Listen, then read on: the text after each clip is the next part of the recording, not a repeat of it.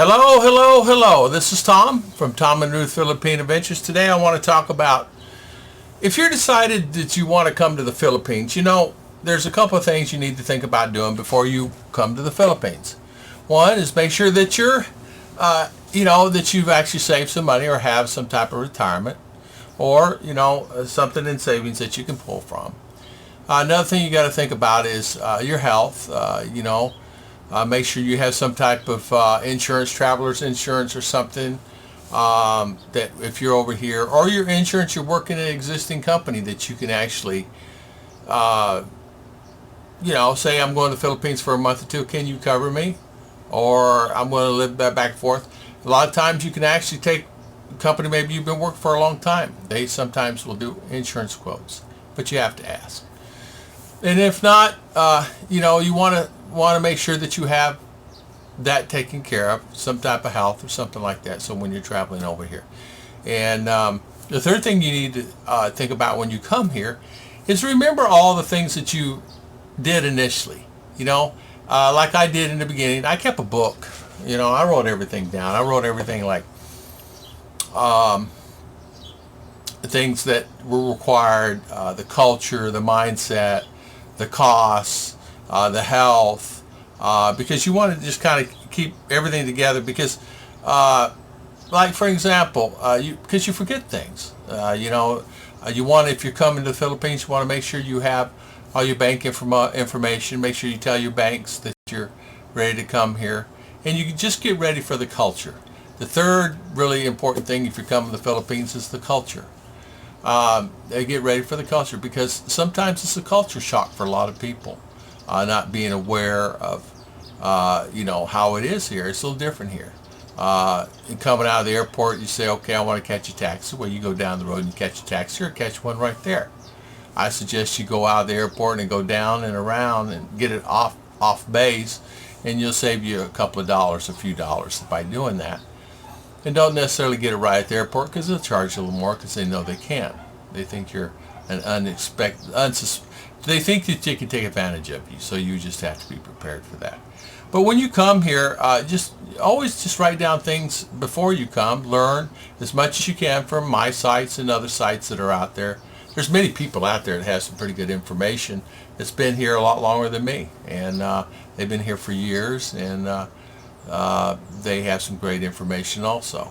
But one thing about it is you just want to make sure that you're aware for coming because because money's changer. You bring money, you want to be able to be aware of where you go with that and how you do that and what's the process of that. Just make sure you bring pristine bills, things like that. You want to be prepared also because getting a taxi, what do? How do you, a lot of people have not even used taxi.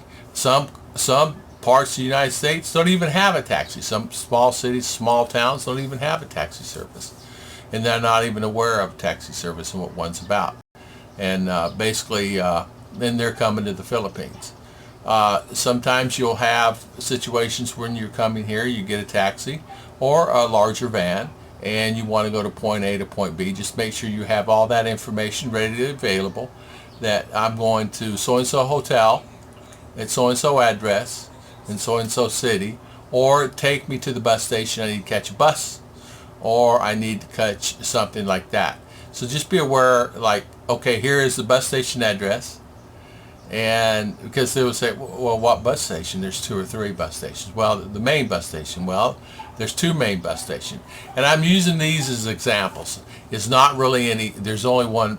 Well, in Manila, there's a couple different 2 or 3 bus stations, but some of the main cities only have one bus terminal.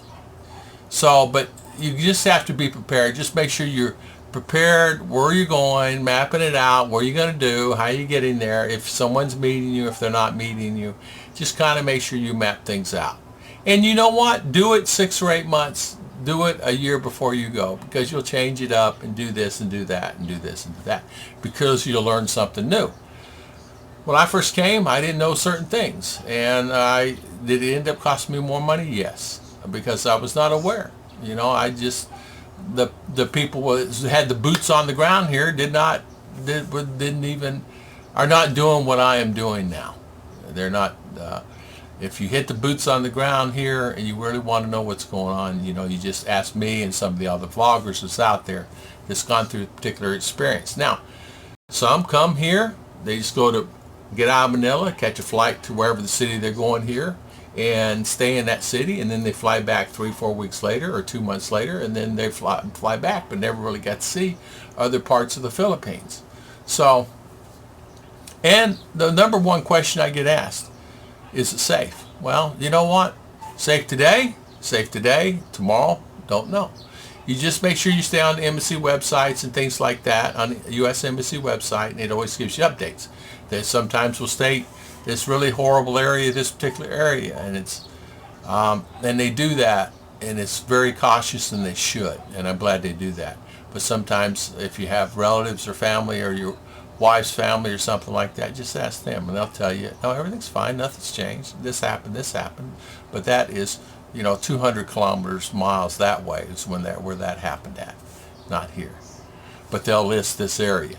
So what I'm saying is, when you're coming to the Philippines, just make sure your mindset, of course your health, your finances are squared away first, and then your health, or health first really, because you're not healthy, you're not going to go, right?